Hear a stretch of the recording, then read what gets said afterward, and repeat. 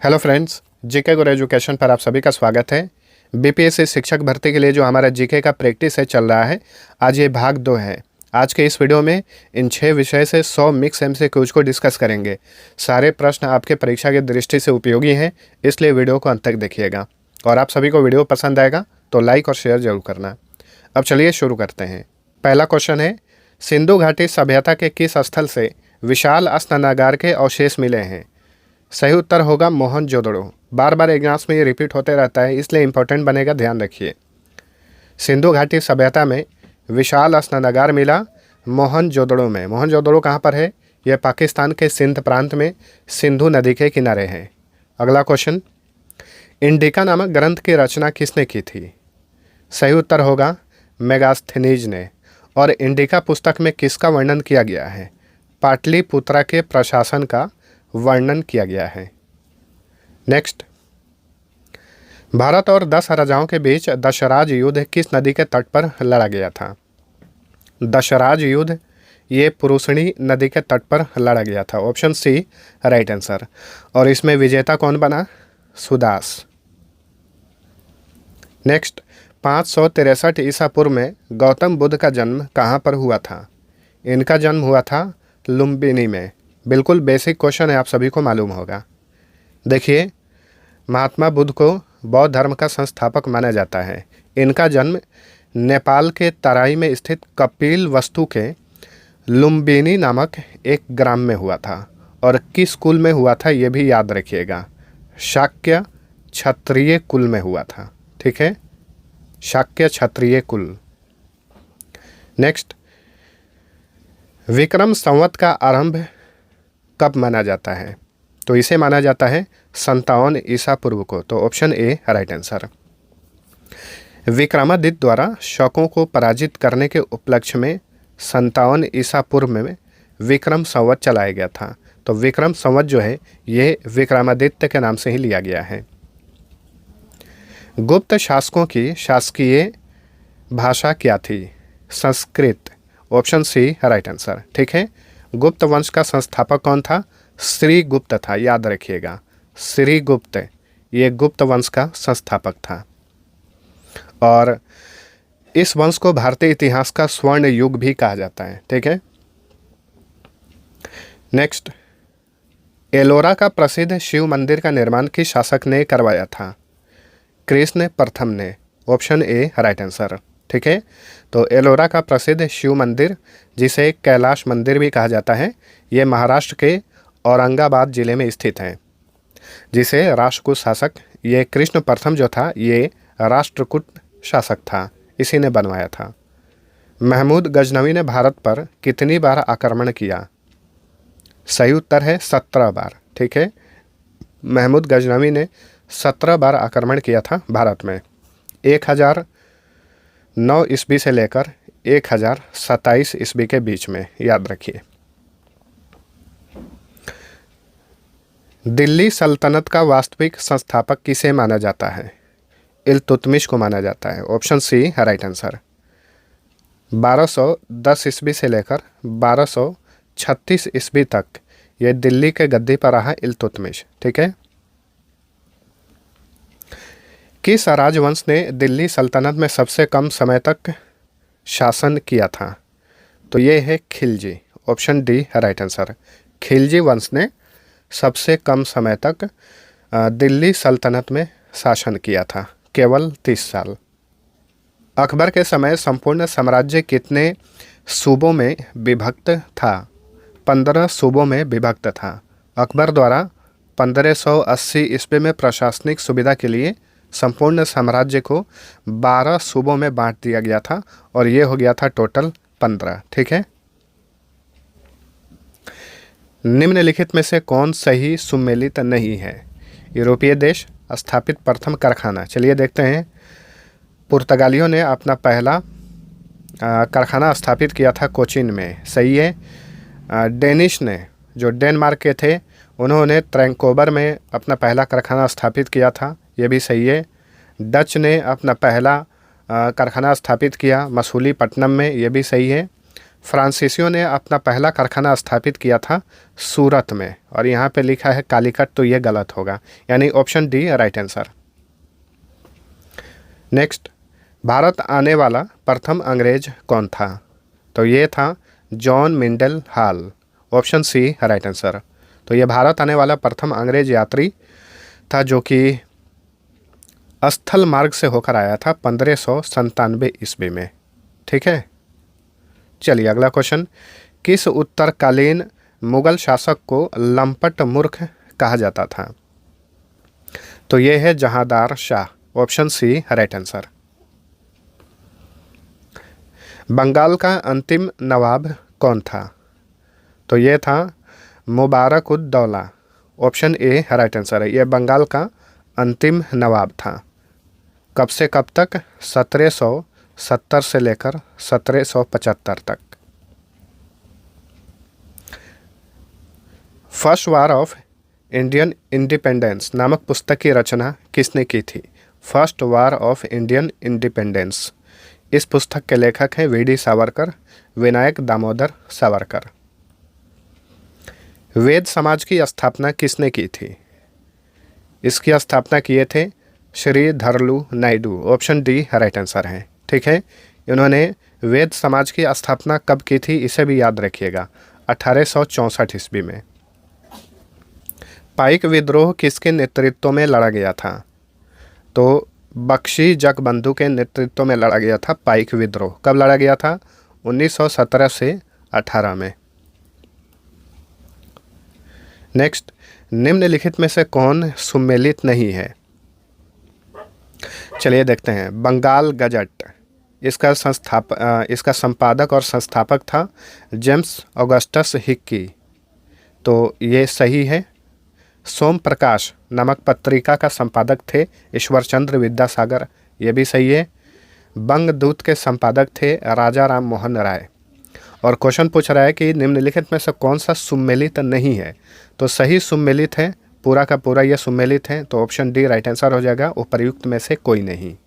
अगला क्वेश्चन, भारत में 3 विश्वविद्यालय कलकत्ता यूनिवर्सिटी, मद्रास यूनिवर्सिटी और बॉम्बे यूनिवर्सिटी की स्थापना किस घोषणा पत्र के तहत हुई थी?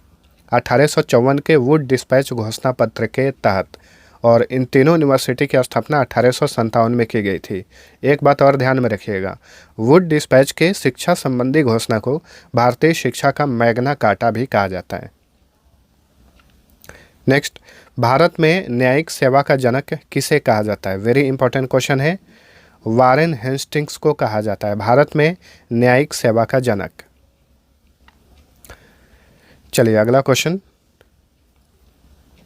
निम्नलिखित में से कौन सी घटना सबसे बाद में घटित हुई थी? चलिए देखते हैं। इसका सही उत्तर हो जाएगा तृतीय आंग्ल वर्मा युद्ध, ऑप्शन सी राइट आंसर है। ठीक है, सिंध को अंग्रेजी साम्राज्य में मिलाया गया था, ये घटना हुआ था 1843 में, आप नोट कर सकते हैं। प्रथम आंग्ल सिख युद्ध हुआ था 1845 से 1846 में हुआ था। तृतीय आंग्ल वर्मा युद्ध हुआ था, ये हुआ था, चलिए उससे पहले हम जान लेते हैं विधवा पुनर्विवाह अधिनियम, ये 1856 में लागू हुआ था। वहीं तृतीय आंग्ल वर्मा युद्ध जो है ये 1885 से 86 में हुआ था, तो राइट आंसर होगा ऑप्शन सी। चलिए अगला क्वेश्चन, पूना सार्वजनिक सभा के संस्थापक कौन थे? चलिए देखते हैं। एम.जी. रानाडे, जी.वी. जोशी, एच.एच. चिपलुणकर, उपर्युक्त सभी। राइट आंसर है उपर्युक्त सभी। और पूना सार्वजनिक सभा की स्थापना कब हुई थी? 2 अप्रैल 1870 को। भारतीय राष्ट्रीय कांग्रेस के प्रथम अंग्रेज अध्यक्ष कौन थे? जॉर्ज यूल थे, option B right answer. A O. Hume ने भारतीय राष्ट्रीय कांग्रेस की स्थापना की थी 1885 में, और भारतीय राष्ट्रीय कांग्रेस के प्रथम अंग्रेज अध्यक्ष थे जॉर्ज यूल। नेक्स्ट, निम्नलिखित में से किस तिथि को बंगाल विभाजन की घोषणा की गई थी? वेरी इंपॉर्टेंट क्वेश्चन है। सही उत्तर होगा 20 जुलाई 1905 को, ऑप्शन सी। ठीक है, और 16 अक्टूबर 1905 को ये प्रभाव में आ गया था, यानी ये विभाजन प्रभावी हो गया। नेक्स्ट, लंदन में कर्जन वाइली की हत्या किसने की थी? मदन लाल ढींगरा ने। Option B right answer.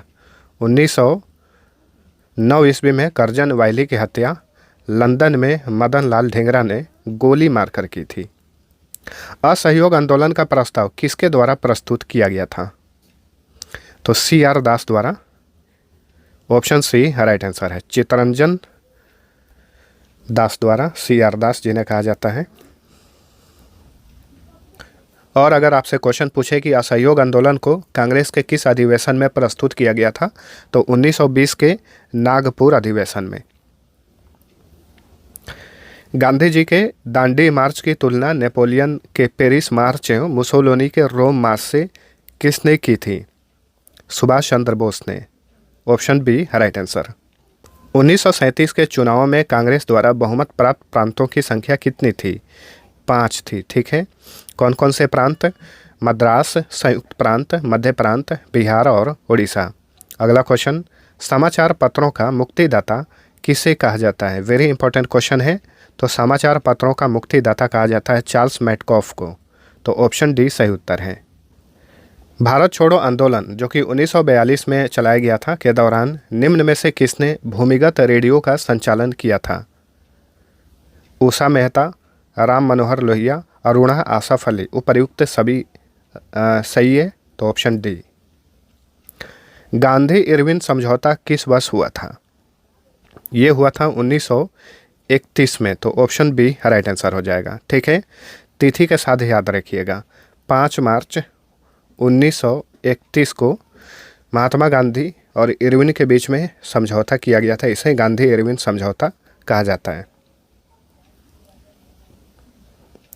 निम्न में से किस ग्रह के दिन का मान एवं अक्ष का झुकाव पृथ्वी के समान होता है? तो ये है मंगल ग्रह, जिसे लाल ग्रह भी कहा जाता है। तो ऑप्शन ए सही उत्तर है। ठीक है, देखिए मंगल ग्रह का जो अक्ष है ये 25 डिग्री के कोण पर झुका हुआ है, ये भी ध्यान रखिए। उष्णकटिबंधीय मरुस्थलीय क्षेत्रों में उगने वाले वनस्पति को किस नाम से जाना जाता है? इसे जीरोफाइट कहा जाता है। ठीक है, ऑप्शन बी राइट आंसर है। तो उष्णकटिबंधीय मरुस्थलीय क्षेत्रों के में जो वनस्पति उगते हैं उन्हें जीरोफाइट कहा जाता है। वहीं उष्णकटिबंधीय, नोट करिएगा, उष्णकटिबंधीय जलवायु वाली घास और वनस्पति को ट्रोपोफाइट कहा जाता है। वहीं नमकीन क्षेत्रों में पाई जाने वाली वनस्पति को हैलोफाइट कहा जाता है। वहीं कड़ी चट्टानों पर उगने वाली वनस्पति को लिथोफाइट कहा जाता है। नोट करके सभी को रिवीजन कर लीजिएगा, आसानी से याद हो जाएगा। वर्मी कल्चर किससे संबंधित है?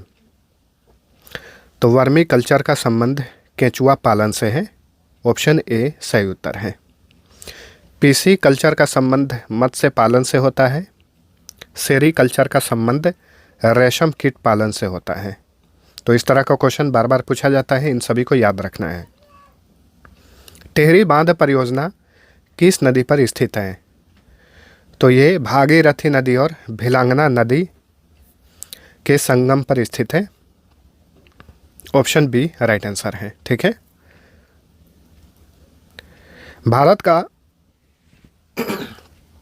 भारत का न्यूनतम जनसंख्या वाला राज्य कौन सा है?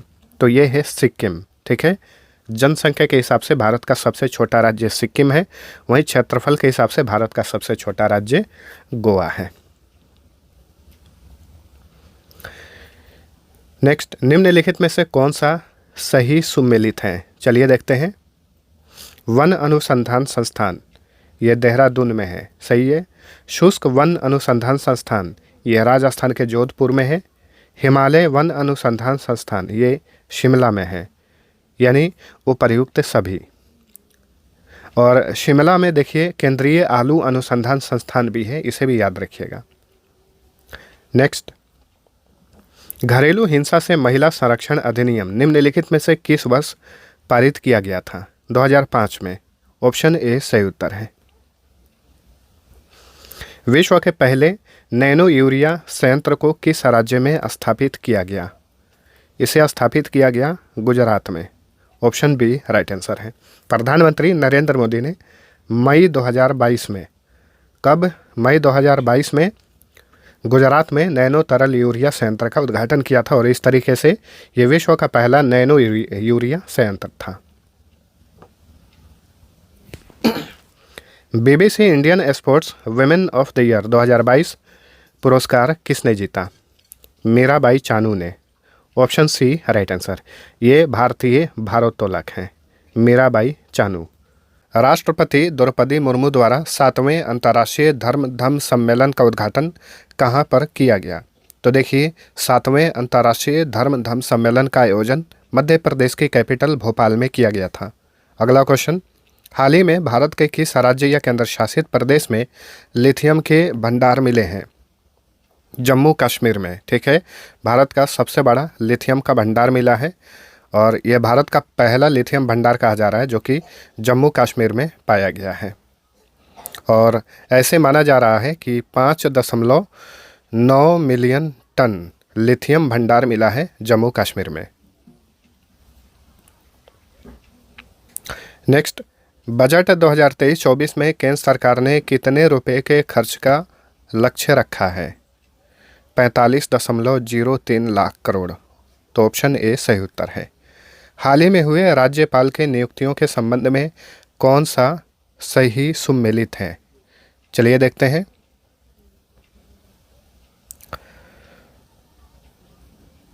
फागू चौहान ये सिक्किम के राज्यपाल बने हैं, ये गलत है। यहाँ पे पूछ रहा है सही सुमेलित कौन सा है। शिव प्रताप शुक्ल ये हिमाचल प्रदेश के बने हैं, ये सही है। राजेंद्र विश्वनाथ आर्लेकर मेघालय के बने हैं, गलत है। सीपी राधाकृष्णन ये बिहार के बने हैं, ये भी गलत है। देखिए यहाँ पे हिमाचल प्रदेश के नए राज्यपाल बने हैं शिव प्रताप शुक्ला। ठीक है, सिक्किम के राज्यपाल बने हैं, इसमें फागू चौहान का जो नाम दिया हुआ है, फागू चौहान ये मेघालय के राज्यपाल बने हैं। वहीं राजेंद्र विश्वनाथ आर्लेकर ये बिहार के राज्यपाल बने हैं। वहीं सीपी राधाकृष्णन ये झारखंड के राज्यपाल बने हैं। कहाँ के? झारखंड के। चलिए अगला क्वेश्चन, द ब्लू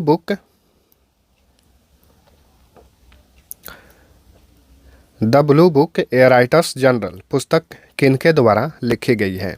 इसके लेखक हैं अमिताभ कुमार। ऑप्शन ए सही उत्तर है। फरवरी 2023 में 12वां विश्व हिंदी सम्मेलन का आयोजन कहाँ पर किया गया? वेरी इंपॉर्टेंट क्वेश्चन बनेगा, इसे ध्यान रखिएगा। 12वां विश्व हिंदी सम्मेलन कहाँ पर आयोजित किया गया? इसका आयोजन फिजी में किया गया था, जो कि प्रशांत महासागर में एक छोटा सा आइलैंड कंट्री है। ठीक है, और इस सम्मेलन में भारत का प्रतिनिधित्व किसने किया? भारत के विदेश मंत्री डॉक्टर एस जयशंकर ने। प्रथम विश्व हिंदी सम्मेलन का आयोजन कहाँ पर किया गया था? 1975 में नागपुर में किया गया था, याद रखिएगा, नागपुर में। विश्व हिंदी दिवस का अवसर पर इसका आयोजन किया जाता है। किस देश के राष्ट्रपति Abdul Fattah al Sisi Bharat के 74वें गणतंत्र दिवस पर मुख्य अतिथि थे? मिस्र के राष्ट्रपति हैं अब्दुल फत्ताह अल सीसी। ठीक है, नेक्स्ट, ग्लोबल इनोवेशन इंडेक्स यानी वैश्विक नवीनीकरण सूचकांक 2022 के आधार पर नवाचार के मामले में भारत कौन से स्थान पर है? इसमें भारत 40वें स्थान पर है। ऑप्शन ए राइट आंसर है। प्रथम स्थान भी याद रखिएगा, प्रथम स्थान पर स्विट्जरलैंड है। दुनिया का पहला नेजल कोविड वैक्सीन किस कंपनी ने विकसित किया है? भारत बायोटेक ने। भारत बायोटेक कहाँ पर है? ये हैदराबाद में इसका मुख्यालय है। भारत बायोटेक का मुख्यालय हैदराबाद में है। सीरम इंस्टीट्यूट ऑफ इंडिया का मुख्यालय पुणे में है। कोशिका में राइबोसोम की अनुपस्थिति में कौन सा कार्य संपादित नहीं होगा? प्रोटीन का संश्लेषण नहीं होगा। तो ऑप्शन बी राइट आंसर है।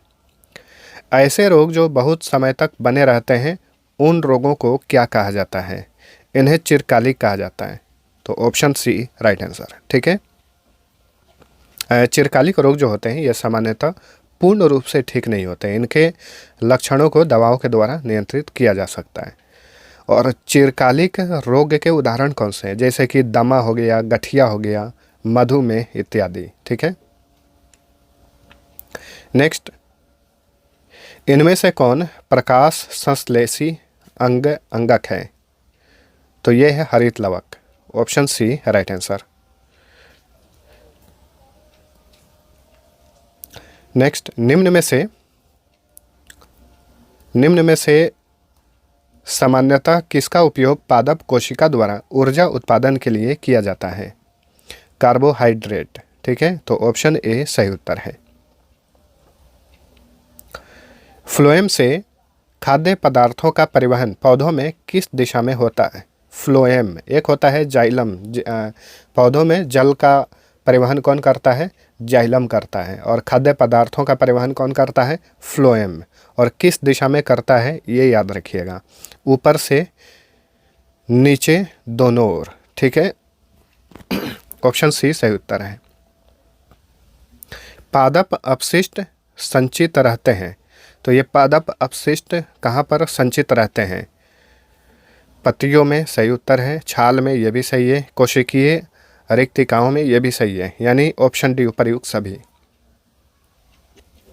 नेक्स्ट, बीज रहित पौधों के उत्पादन में सहायक होते हैं, तो ऑक्सिन एवं जिब्रेलिन्स ये दोनों सहायक होते हैं। चलिए अगला क्वेश्चन, निम्नलिखित में से किस दर्पण द्वारा किसी वस्तु का वास्तविक प्रतिबिंब मिल सकता है? अवतल दर्पण द्वारा वास्तविक प्रतिबिंब मिलता है, तो ऑप्शन बी सही उत्तर है।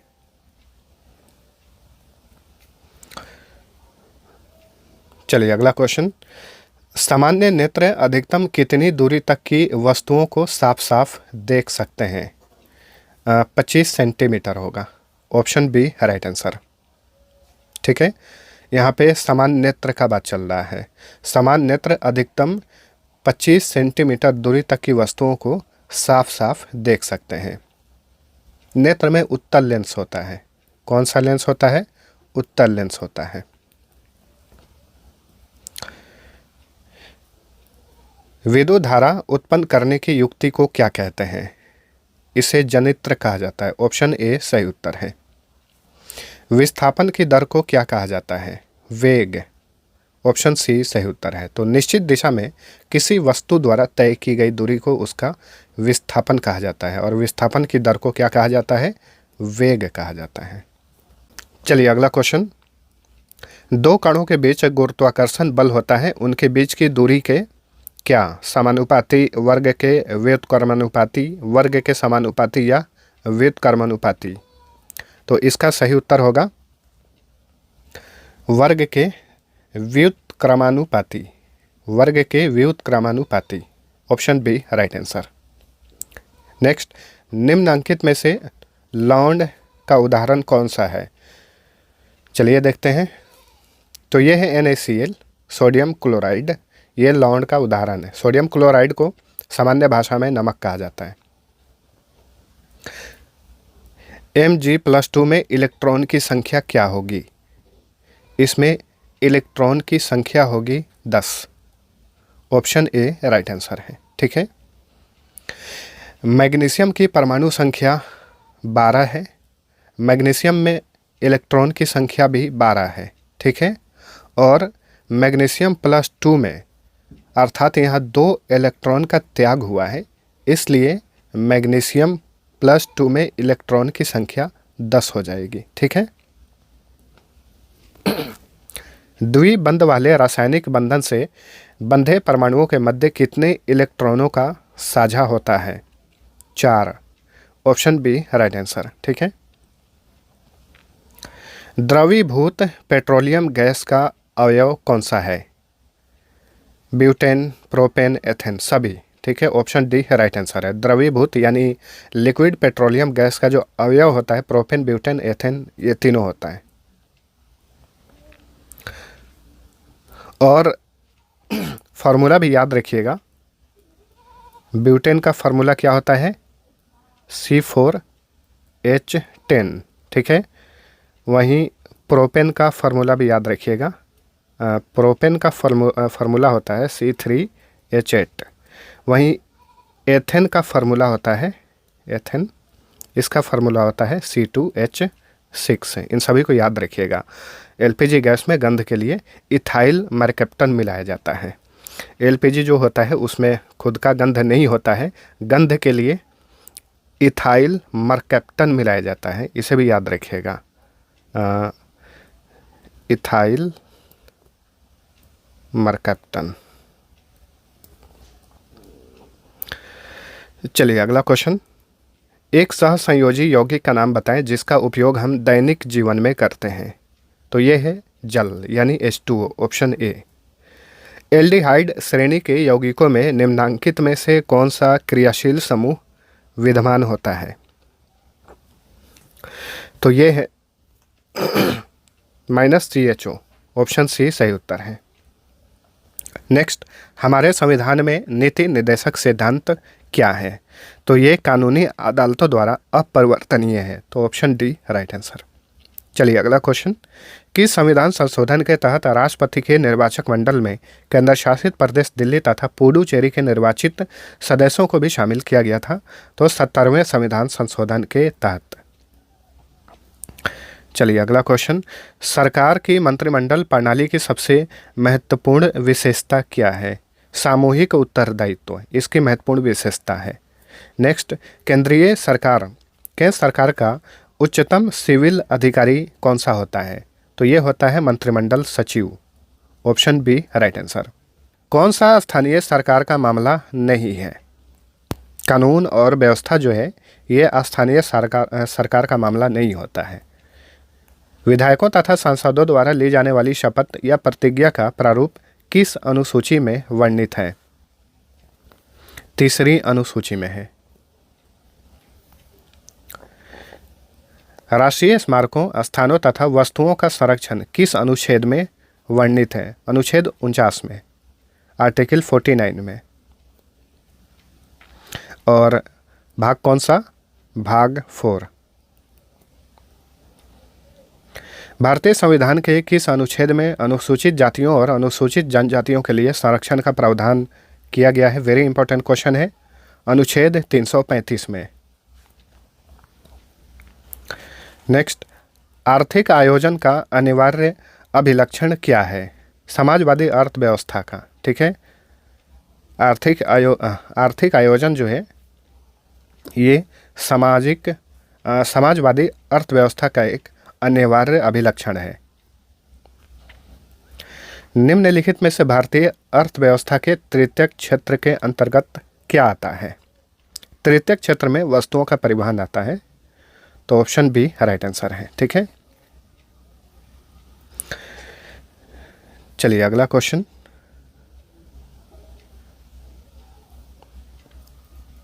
बिहार आर्थिक सर्वेक्षण 2022-23 के अनुसार वर्तमान राज्य में शहरीकरण का स्तर क्या है? 16.2%, तो ऑप्शन सी राइट आंसर है। तो बिहार आर्थिक सर्वेक्षण 2022-23 के अनुसार जो है बिहार राज्य में शहरीकरण का दर 16.2% है, जबकि पिछले साल ये 15.3% था। नेक्स्ट, केंद्रीय बजट 2023-24 में निर्धारित विकास की 7 प्राथमिकताएं, जिसे सप्तऋषि नाम दिया गया है, में शामिल है। क्या क्या शामिल है इसमें? सक्षमता को सामने लाना, हरित विकास, वित्तीय क्षेत्र, तो ये सभी होगा, इनमें से सभी। नेक्स्ट, बिहार के निम्न हिस्सों में कौन सा हिस्सा भूतात्विक दृष्टि से अपेक्षाकृत पुराना है? तो ये है खड़गपुर पहाड़ियाँ, ऑप्शन सी राइट आंसर। निम्नलिखित भारतीय द्वीपों में से कौन सा द्वीप भारत एवं श्रीलंका के मध्य में स्थित है? तो ये है Rameswaram, option C right answer है। भारत की सबसे लंबी नदी कौन सी है? तो ये है गंगा नदी, जिसकी लंबाई है 2525 किलोमीटर, ठीक है। गंगा नदी को बांग्लादेश में किस नाम से जाना जाता है? आप सभी लोग नीचे कमेंट करके बताएंगे। बांग्लादेश में गंगा नदी को किस नाम से जाना जाता है? रेगुर किसका नाम है? ये काली मिट्टी का नाम है। काली मिट्टी को स्थानीय रूप से रेगुर या फिर कपास मिट्टी भी कहा जाता है, या फिर इसे उष्णकटिबंधीय चेरनोजेम भी कहा जाता है, याद रखिए। और भारत में काली मिट्टी का विस्तार जो है मुख्यतः महाराष्ट्र, इसके अलावा पश्चिमी मध्य प्रदेश, गुजरात आदि राज्यों में है। एक निश्चित आकृति में व्यवस्थित ताराओं का समूह क्या कहलाता है? इसे नक्षत्र कहा जाता है। Option B. विश्व पृथ्वी दिवस हर साल कब मनाया जाता है? 22 अप्रैल को। तो ऑप्शन ए राइट आंसर, ठीक है।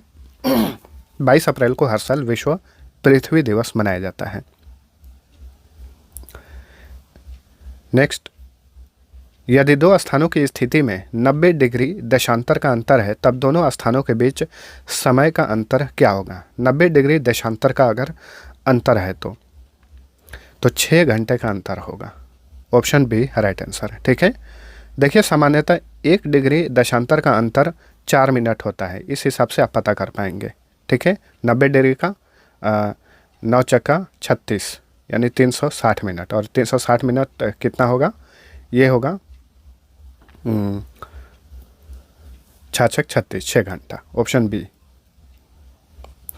निम्नलिखित समुद्री धाराओं में कौन हिंद महासागर की धारा नहीं है? बेंगुएला धारा। Option D right answer. Next, इनमें से कौन सा झील उत्तरी अमेरिका के ग्रेट लेक्स का हिस्सा नहीं है? तो यह है बियर।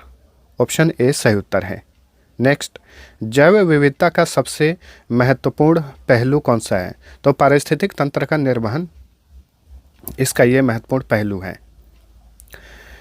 नेक्स्ट, पर्यावरण में ग्रीन हाउस प्रभाव में वृद्धि होती है किसके कारण? तो कार्बन डाइऑक्साइड के कारण। Option B right answer. Carbon credit का दृष्टिकोण इनमें से किससे शुरू हुआ? क्योटो प्रोटोकॉल से। ओजोन परत संरक्षण दिवस कब मनाया जाता है? वेरी इंपॉर्टेंट क्वेश्चन है। तो हर साल 16 सितंबर को ओजोन परत संरक्षण दिवस मनाया जाता है। राजीव गांधी वन्यजीव संरक्षण पुरस्कार किसे दिया जाता है? शैक्षिक तथा शोध संस्थाओं को सही है, वन एवं वन्यजीव अधिकारियों को सही है, वन्यजीव संरक्षकों को यह भी सही है, यानी उपर्युक्त सभी। भारत का राष्ट्रीय जैविक उद्यान कहाँ पर स्थित है? तो ये नई दिल्ली में स्थित है भारत का राष्ट्रीय जैविक उद्यान। नेक्स्ट, निम्न में से किसकी माई पिक्चर ऑफ फ्री इंडिया नामक पुस्तक की रचना पंचायती राज व्यवस्था से संबंधित है? तो ये महात्मा गांधी की रचना है, ठीक है, my picture of free India.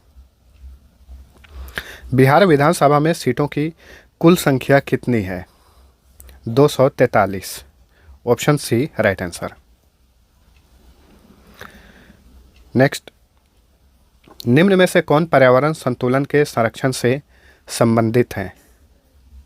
चलिए देखते हैं। वन नीति सही है, पर्यावरण सुरक्षा अधिनियम 1986 सही है, औद्योगिक नीति ये भी सही है, शिक्षा नीति ये भी सही है, सभी चारों। Option D. चलिए अगला क्वेश्चन।